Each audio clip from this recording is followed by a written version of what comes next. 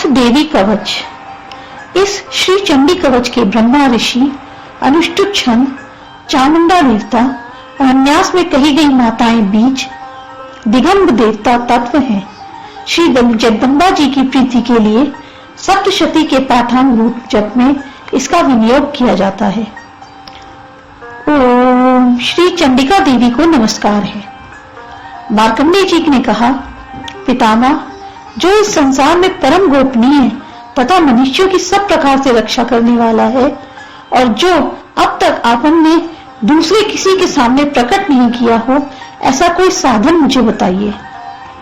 ब्रह्मा जी बोले, ब्राह्मण, ऐसा साधन तो एक देवी का कवच ही है, जो गोपनीय से भी परम गोपनीय, पवित्र तथा संपूर्ण प्राणियों का उपकार करने वाला है। महामुने, उसे श्रवण करो। देवी की 9 मूर्तियां हैं, जिन्हें नवदुर्गा कहते हैं। उन्हें पृथक पृथक नाम बतलाए जाते हैं। प्रथम नाम शैलपुत्री है, दूसरी मूर्ति का नाम ब्रह्मचारिणी है, तीसरा स्वरूप चंद्र घंटा के नाम से प्रसिद्ध है, चौथी मूर्ति को कुशामुंडा कहते हैं, पांचवी दुर्गा का स्कंद माता नाम है, देवी के छठे रूप को कात्यायनी कहते हैं, सातवां कालरात्रि और 8वां स्वरूप महागौरी के नाम से प्रसिद्ध है, नवी दुर्गा का नाम सिद्धिदात्री है।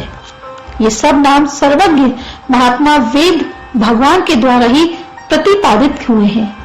जो मनुष्य अग्नि में जल रहा हो, रणभूमि में शत्रुओं से घिर गया हो, विषम संकट में फंस गया हो तथा इस प्रकार भय से आतुर होकर जो भगवती दुर्गा की शरण प्राप्त हुए हो, उनका कोई भी कभी अमंगल नहीं होता।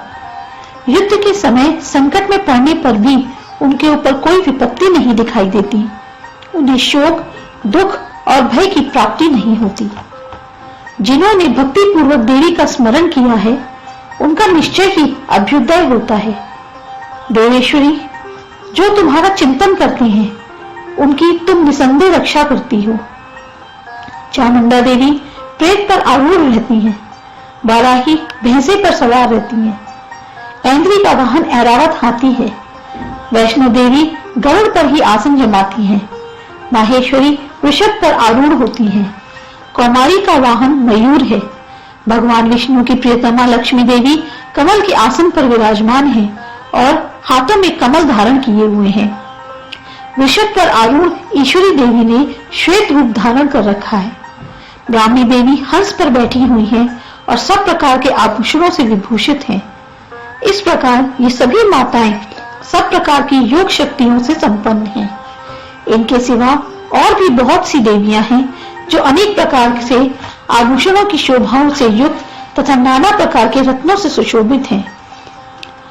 ये संपूर्ण देवियां क्रोध में भरी हुई हैं और भक्तों की रक्षा के लिए रथ पर बैठी दिखाई देती हैं। ये शंख, चक्र, गदा, शक्ति, हल और मूसल, खेटक और तोमर, परशु तथा पाश, कुंत और त्रिशूल एवं उत्तम शांत धनुष आदि शस्त्र अपने हाथों में धारण करती हैं। दैत्यों के शरीर का नाश करना, भक्तों को अभय दान देना और देवताओं का कल्याण करना, यही उनके शस्त्र धारण का उद्देश्य है। महान रौद्र रूप, अत्यंत घोर पराक्रम, महान बल और महान उत्साह वाली देवी, तुम महान भय का नाश करने वाली हो, तुम्हें नमस्कार है। तुम्हारी ओर देखना भी कठिन है। शत्रुओं का भय बढ़ाने वाली जगदम्बिके, मेरी रक्षा करो। पूर्व दिशा में ऐन्द्री, मेरी रक्षा करो। अग्निकोण में अग्निशक्ति, दक्षिण में दिशा में वाहिनी और नेत्र कोण में खड़ग धारिणी, मेरी रक्षा करें। पश्चिम दिशा में वारुणी और वाव्य कोण में वध पर सवारी करने वाली देवी, मेरी रक्षा करें। उत्तर दिशा में कौमारी और ईशान कोण में शूल धारिणी देवी रक्षा करें। ब्रह्माणी, तुम ऊपर की ओर से मेरी रक्षा करो और वैष्णवी देवी नीचे की ओर से मेरी रक्षा करें। इसी प्रकार शव को अपना वाहन बनाने वाली चामुंडा देवी दसों दिशाओं में मेरी रक्षा करें। जया आगे से और विजया पीछे की ओर से मेरी रक्षा करें। वाम भाग में अजिता और दक्षिण भाग में अपराजिता रक्षा करें। उद्योगिनी शिखा की रक्षा करें। उमा मेरे मस्तक पर विराजमान होकर रक्षा करें। ललाट में मालाधरी रक्षा करें। और यशस्विनी देवी मेरी भौं का संरक्षण करें। भौं के मध्य भाग में त्रिनेत्रा और नथनों की यम घंटा देवी रक्षा करें। दोनों नेत्रों के मध्य भाग में शंखिनी और कानों में द्वारवासिनी रक्षा करें। कालिका देवी कपोलों की तथा भगवती शांकरी कानों की मूल भाग की रक्षा करें। नासिका में सुगंधा और ऊपर के ओठ में चर्चिका देवी रक्षा करें। नीचे के ओठ में अमृत कला तथा जीवा में सरस्वती देवी रक्षा करें। कौमारी दांतों की और चंडिका कंठ प्रदेश की रक्षा करें। चित्र घंटा गले की गांठ की और महामाया तालु में रहकर रक्षा करें। कामाक्षी ठोड़ी की और सर्वमंगला मेरी वाणी की रक्षा करें। भद्रकाली लीला में और धनुर्धरी पृष्ठवंश में रहकर रक्षा करें। कंठ के बाहरी भाग में नीलग्रीवा और कंठ की नली में नल कुबरी रक्षा करें। दोनों कंधों में खड्गविनी और मेरी दोनों भुजाओं की वज्रधारिणी रक्षा करें। दोनों हाथों में दंडिनी और अंगुलियों में अंबिका रक्षा करें। शूलेश्वरी नखों की रक्षा करें। कुलेश्वरी कुक्षी में रहकर रक्षा करें।